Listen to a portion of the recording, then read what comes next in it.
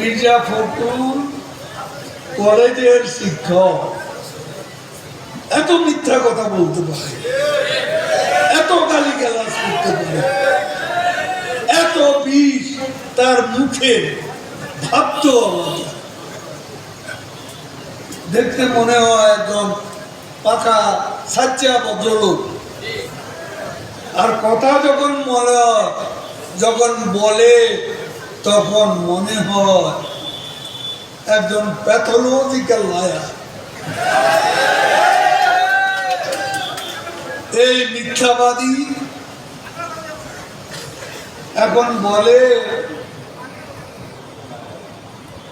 তত্ত্বাবধায়ক সরকার আসলে নাকি আওয়ামী লীগ 10টি আসনও পাবে না। 2008 সালে এই ফখরুল এবং তার নেত্রী আওয়ামী লীগে মাত্র 30টি আসন দিয়েছিল, কিন্তু নির্বাচনে দেখা গেল 30টি আসন বিএনপি পেয়েছে।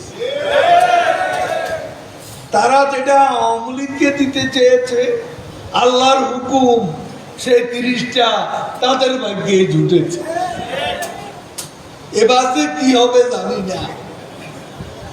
এবার আরো বেপরোয়া বেসামাল হয়ে নালিশ করতে করতে বিদেশিদের কাছে কিছুতে কাজ হচ্ছে না।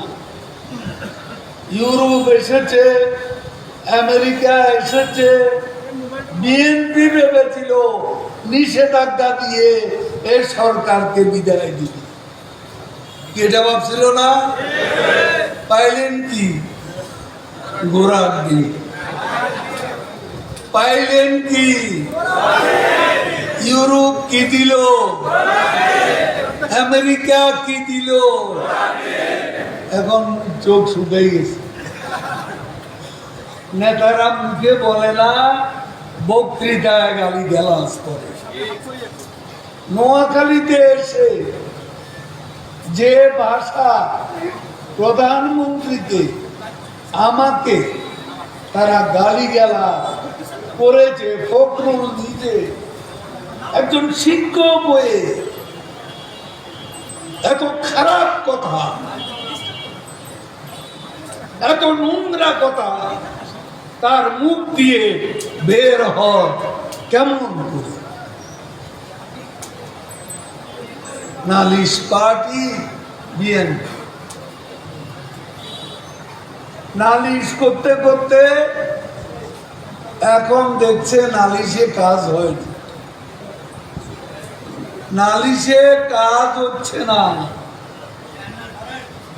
এখন বিএনপি খাই পার্টি,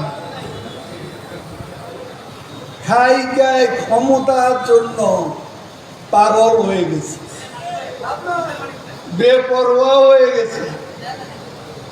তাদের প্রথম লক্ষ্য ছিল শেখ হাসিনার সরকারকে বিদায় দেবে। এখন তাদের লক্ষ্য ক্ষমতা যার, ক্ষমতার দরকার নেই, শেখ হাসিনা ক্ষমতা থেকে বিদায় নেয়। তাদের শত্রু এখন একজন, সে হলো বাংলাদেশে 75 পরবর্তী গত 48 বছরে সবচেয়ে বড় অর্জন কি? এই 48 বছরে সবচেয়ে বেশি উন্নয়ন করেছেন বঙ্গবন্ধুর কন্যা শেখ হাসিনা।